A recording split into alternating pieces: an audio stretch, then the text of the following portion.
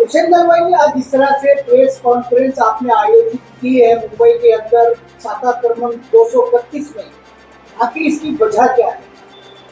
ऐसा है कि मौलाना आज़ाद विचार मंच के जरिए आने वाले 28 अक्टूबर को शनिचर दिन हम मुस्लिम एजुकेशन कॉन्फ्रेंस लेने जा रहे हैं, मुस्लिम आरक्षण कॉन्फ्रेंस लेने जा रहे हैं, मुस्लिम हक कॉन्फ्रेंस, जिसमें मुसलमानों का आरक्षण का सवाल, मुसलमानों का शिक्षा का सवाल और मुसलमानों का सुरक्षा का सवाल, ये बातों की बहस होगी। और आज मुसलमान सबसे पिछड़ा हुआ है, मुसलमानों में गुर्बत सबसे ज़्यादा है। पॉवर्टी लाइन के नीचे सबसे अगर कोई समाज है तो ज़्यादा समाज है वो मुस्लिम समाज है। फिर मुसलमानों में शिक्षा का प्रमाण बिल्कुल कम है, जैसा कि हमारे बच्चे 75% ड्रॉप आउट होते हैं, एसीसी तक भी पहुँचते नहीं, ग्रेजुएशन तक पहुँचने वाले हमारे बच्चे खाली 3% हैं। नौकरियां तो हमें मिलती ही नहीं। एक भी यहाँ मुंबई महाराष्ट्र के सरकार में हमारा मुसलमान कोई सेक्रेटरी नहीं।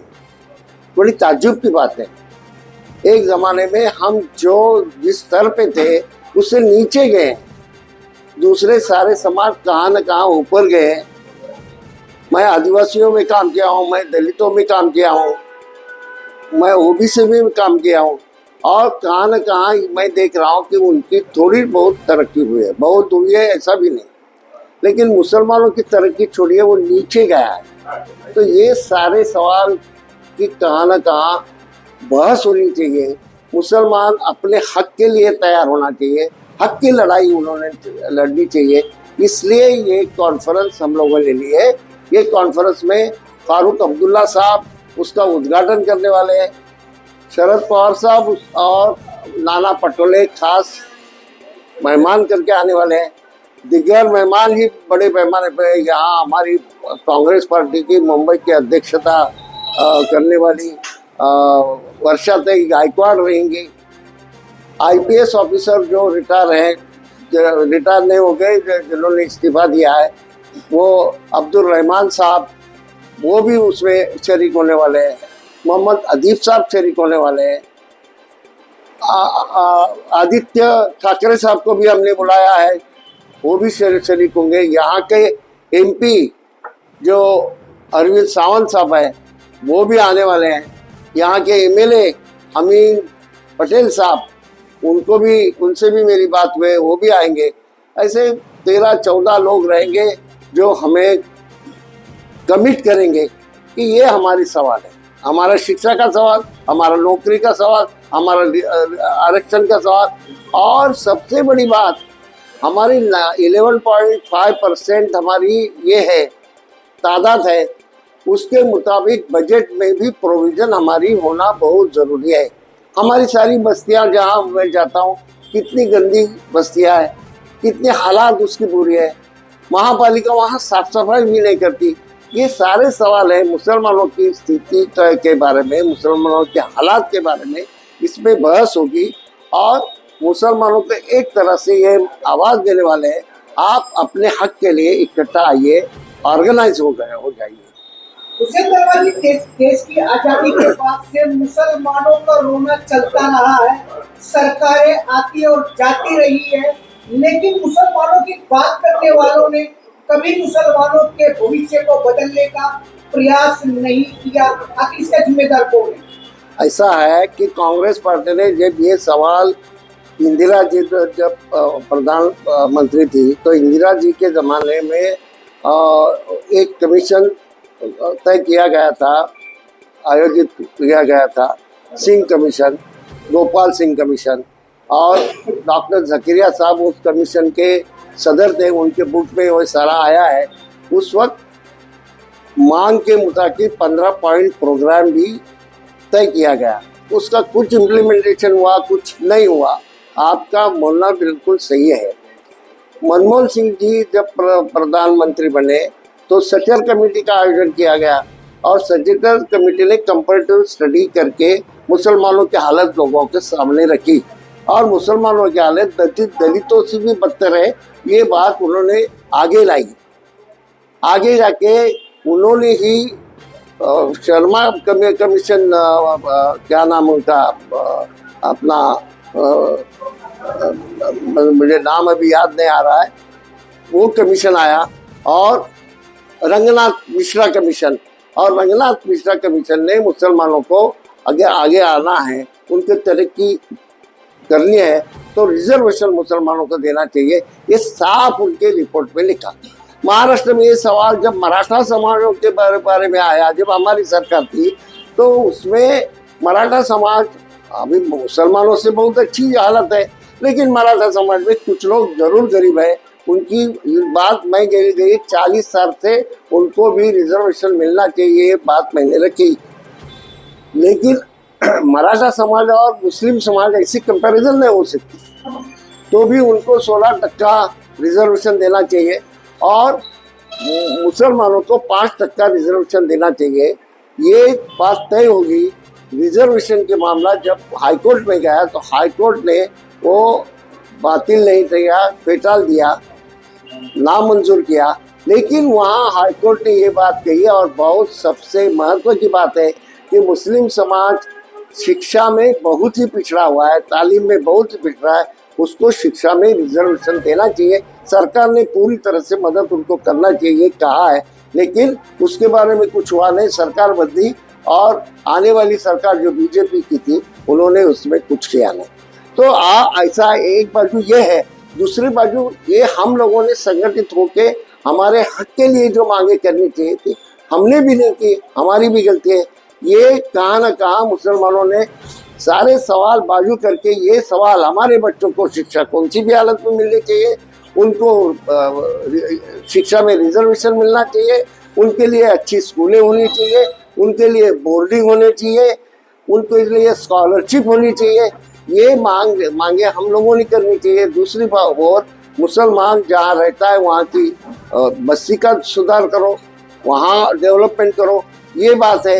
ये सारे सवाल लेके कहाँ न कहाँ हम लोगों ने लड़ना चाहिए, इसलिए ये कॉन्फ्रेंस ली गई है और इंशाल्लाह मैं ऐसा बोलता हूँ कि इसमें सारे लोग आएंगे, बड़े बड़े लोग, नेताजी गण भी आ रहे हैं, उनको कमिट करने के लिए कहेंगे, इतने बड़े लोग आएंगे उनके सामने और जो बातें रखेंगे तो कहाँ ना कहाँ उससे हल निकलेगा। नहीं निकलेगा तो लड़ेंगे हम लड़ाई कोई करेंगे, न तलवार लेके न लाठी लेके। आरएसएस के लोगों जैसी हमने कंधे पे लाठी लेके हिंसा की बात हम नहीं करेंगे, हमारे मजहब में भी नहीं है और हम गांधी जी को मानने वाले हैं। हम हमारी मांगे अहिंसा की तत्व से बिना लाठी बिना खड्ग लेके लड़ेंगे। आज़ादी की लड़ाई जैसी हम लोगों ने लड़ी वैसी ये लड़ाई भी हम लोग करेंगे। फैजुल्ला खान भी इस हक परिषद को सपोर्ट कर रहे हैं, क्या कहेंगे? बिल्कुल, बहुत अच्छी तरह से सपोर्ट उनका हो रहा है। मुझे बहुत ही खुशी है कि उन्होंने कई मीटिंगें ली और मैं उनका शुक्रिया अदा करता हूँ कि अच्छी तरह से, एक तरह से मुझे महसूस होने लगा है कि ये कॉन्फ्रेंस बड़े अच्छी होगी और उसमें फैजुल्ला खान साहब का बहुत अच्छा सहयोग रहेगा। आपका किस तरह सहयोग रहेगा इस बारे में बताइए। सहयोग इस तरह से रहेगा कि लोगों को जगाना है इस चीज़ के लिए कि भाई देखो, जैसे दूसरे लोग कर रहे हैं वैसा हम भी कर सकते हैं, लेकिन कोशिश करनी होगी, उसके लिए थोड़ा मेहनत करना पड़ेगा, उसके लोगों को जगाना पड़ेगा। जैसे हर मोहल्ले के अंदर जाके लोगों को जगा रहे हैं, कभी यहाँ मीटिंग कभी वहाँ मीटिंग, तो वो ज़रूरी चीज़ है कि लोगों को मालूमात होनी चाहिए ना कि अचानक कोई भी चीज़ हम नहीं कर सकते। हमको ये चीज़ बहुत ज़रूरी करना है कि लोगों को पता चले कि भाई हमारा हाल क्या है महाराष्ट्र में। हम चाहे तो हर चीज़ कर सकते हैं, लेकिन हम करते नहीं। हम मुसलमानों को ख़ास तौर से मुसलमान के जो एरिया है इसमें गंदगी है, बच्चे पढ़ाई करना चाहते हैं, बहुत से बच्चों का यहाँ भी हमारे एमपी साहब ने एडमिशन करा के दिए लेटर लेके, तो हम ये चाहते हैं कि हमको किसी ज़रूरत नहीं पड़ना चाहिए, वो खुद जाए, उनको आरक्षण मिले, वो खुद को एडमिशन कराए। जैसे साहब ने बताया सेक्रेटरी नहीं है तो सेक्रेटरी बने, बड़े बड़े IAS ऑफिसर बने, IPS ऑफिसर बने, तो ये हमारे मुसलमान बच्चे आगे रहेंगे। फैसलाबाद इस तरीके से मुस्लिम आरक्षण को लेकर के बातें हो रही है और हुसैन दलवाई जी ने कहा आप तो जन जागृति कर ही रहे हो, लेकिन आपकी तरह और भी बहुत सारी जो संस्थाएं हैं मुसलमानों की वो भी इस होड़ में लगी हुई है क्रेडिट लेने के लिए कि हमने दिलाया और हमने दिलाया। आखिर ये एक जगह इकट्ठा क्यों नहीं हो पाते? ऐसा है ना, मुसलमानों को मैं भी यही चाहता हूँ कि एक हो जाओ। वो काम हुसैन दलवाई साहब करे या कोई और करे, काम होना चाहिए मुसलमानों का। बस मेरा बोलना यही है कि मुसलमानों का काम होगा तो उसका कुछ अंजाम तक पहुंचना चाहिए। बस यही बोलना है आपको। आपका मुद्दा जो है जिस तरह से रिजर्वेशन है ओबीसी है, इस वक्त के अमलाक के दबाव का मामला है, क्या ये भी रहेगा आपका इस मामले में? बिल्कुल, क्या हमने यहाँ कुछ 10 पॉइंट निकाले हुए हैं, उसमें ये भी अहम मुद्दा है कि जो यहाँ जो वक्फ की प्रॉपर्टी है उसका उपयोग मुस्लिम समाज के तरक्की के लिए होना चाहिए। उसमें स्कूलें बननी चाहिए, उसमें कॉलेजेस बननी चाहिए। हमारा इस्माइल यूसुफ कॉलेज, मैं बार बार कहता हूँ कि वो सरकार में लेने की ज़रूरत नहीं, वो हमें दीजिए। वहाँ हम मेडिकल कॉलेज बनाएंगे, वहाँ इंजीनियरिंग कॉलेज बनाएंगे, बड़ी प्रॉपर्टी है उसका उपयोग करेंगे। वो सरकार लेके बैठे वहाँ छोटे छोटे ऑफिसेस बनाए हैं। इसके लिए मैं मंत्री था तब से लड़ाई कर रहा हूँ। मेरे भाई जो दूसरे दलवाई साहब थे उन्होंने इसके बारे में केस भी डाली थी। तो ये भी मुद्दे हैं सारे। दूसरा, आज महाराष्ट्र में कई जगह लिंचिंग होता है, मारपीट होती है, छोटे छोटे मुद्दे लेके का मुसलमान बच्चों के टेलीफोन हैक करते हैं और हैक करके उसमें गलत बात डालते हैं, कहाँ उनके देव देवता के ऊपर गलत बात करते हैं। हम कभी नहीं करते। हमारे मजहब में ये कहा गया है कि दूसरे मजहब के ऊपर तो कुछ मत बोलो। अगर इस तरह का जानबूझ के करके लोगों को मारपीट हो रही है, महाराष्ट्र में कभी नहीं हुआ था। महाराष्ट्र में और जो जो इलाके में हुआ है वहाँ बहुत छत्रपति शाहू महाराज का वो इलाका है, उन्होंने सबको नज़दीक किया था। महात्मा फुले जी का महाराष्ट्र है वो, उन्होंने सबको नज़दीक लिया था। वहाँ ये हिंदू मुसलमान नहीं था कुछ। वो जानबूझ के करने का जो काम हुआ है, सरकार उनके खिलाफ कुछ नहीं करती। भिड़े जी का नाम आपने सुना होगा। ये कौन है ये भिड़े? संभाजी भिड़े, उसका नाम मनोहर है, लेकिन जानबूझ के संभाजी नाम लिया है। जानबूझ के ये बताते कि हम शिवाजी महाराज के खिलाफ है। बिल्कुल, महाराष्ट्र का मुसलमान शिवाजी महाराज के खिलाफ कैसा हो सकता है? शिवाजी महाराज ने हमें साथ में लिया। कुरान शरीफ की कॉपी अगर गिरी हुई मिली तो इज्जत से उठाया और ये करिए, अच्छी तरह से रखिए, ये उन्होंने आदेश दिया।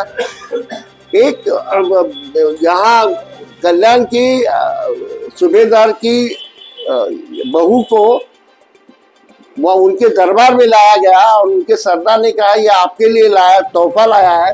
तो वो बहुत ये हो गए, गुस्सा हो गए और उसको उन्होंने सजा दी और उस लड़की को, उस बहू को उन्होंने सालकृत करके, यानी उसको दाग दागिना डाल के फिर वापस किया।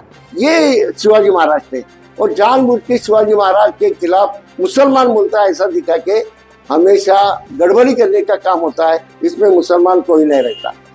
दलवाई साहब, एक सवाल और है। जिस तरह से मौलाना आजाद विचारमंद काफी पुरानी है, हम काफी ज्यादा देखते आ रहे हैं, लेकिन जो है इस मामले में देखा जाए कि कुछ और एक रोड निकला है इसमें से निकल के, क्या वजह है? तो इस मामले में कुछ वजह कर पाएंगे? ऐसा यही तो मुसलमानों का और दलितों की खासियत है।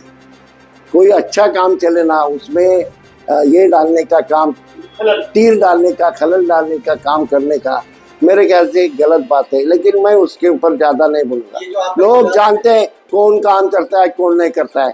मैं आपको बोलूँ, मैं जब मंत्री बना तो मेरे स्टाफ को कहा कि मेरे कुर्सी के ऊपर मौलाना आजाद का फोटो चाहिए। तब तक मंत्रालय में कभी भी फोटो नहीं लगा। मेरे बाद लगने लगे।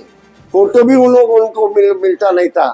2 दिन मेरा स्टाफ फोटो ढूंढ रहा था, फोटो नहीं मिला। ये हमारी हालत है। हालांकि मौलाना आजाद की वजह से हम यहाँ रहे। मौलाना आजाद ने हमें कहा था कि कोई कुतुब मीनार से कोई कहे कि हिंदू मुस्लिम एकता के बारे में, एहतियात के बारे में कुछ बोलो मत, आपको आज़ादी जल्दी दे देंगे। तो उन्होंने एक लिख के रखा है कि ये बिल्कुल नहीं। ये बिल्कुल मैं हिंदू मुसलमान एकता नहीं रहेगी, उसमें संबंध अच्छे नहीं रहेंगे, रिश्ते अच्छे नहीं रहेंगे, उसमें दरार पैदा हो जाएगी, तो इंसानियत पे दरार पैदा हो जाएगी। हालांकि आज़ादी के लिए हम लड़ रहे हैं, आज़ादी थोड़ी देर से मिलेगी चलेगा, लेकिन हिंदू मुसलमानों में दरार नहीं पैदा होनी चाहिए।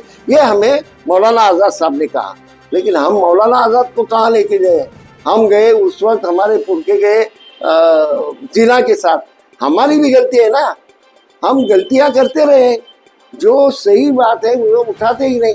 आज मुसलमानों की हालात सबसे बुरी है, वो क्यों है?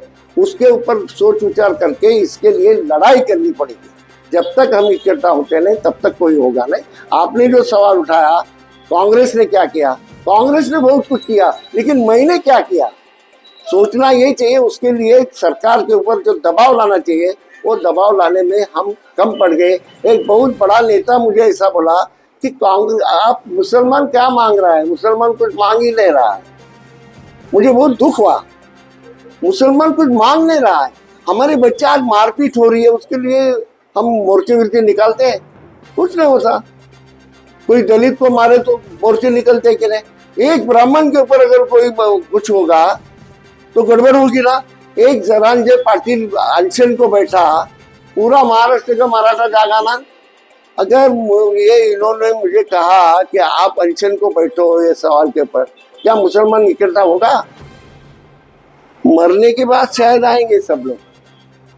ये कहाँ न कहाँ हमारी भी गलती है, हम लोगों ने समझना चाहिए और अभी हम तय करना चाहिए कि बस हो गया, अभी हमारी लड़ाई हमारे बच्चों के मुस्तकबिल की लड़ाई है। ये आपकी लड़ाई के अंदर क्या महाविकास अघाड़ी के तहत जुड़ी गई या और भी लोग आपके साथ में जुड़े हैं, या महाविकास अघाड़ी के लेवल में ये जो है रिजर्वेशन इजलास हो रहा है? नहीं, मैं इसमें ये कोई पार्टी नहीं, सब पार्टी के लोग हैं, सारे लोगों ने इसमें शरीक होना चाहिए। सारे हमारे अलग अलग तबके हैं, उन्होंने भी ये सवाल नहीं है ये शिया है, सुन्नी है, ये तबलीगी है, ये बेतबलीगी है, ये है कि सुन्नी है, ये सवाल अभी हम बिल्कुल नहीं उठाएंगे। हम सारे मुसलमान एक है और सारे मुसलमान एक हिंदुओं के खिलाफ नहीं है। हम सारे मुसलमान हमारे हक के लिए एक आए हैं। शुक्रिया।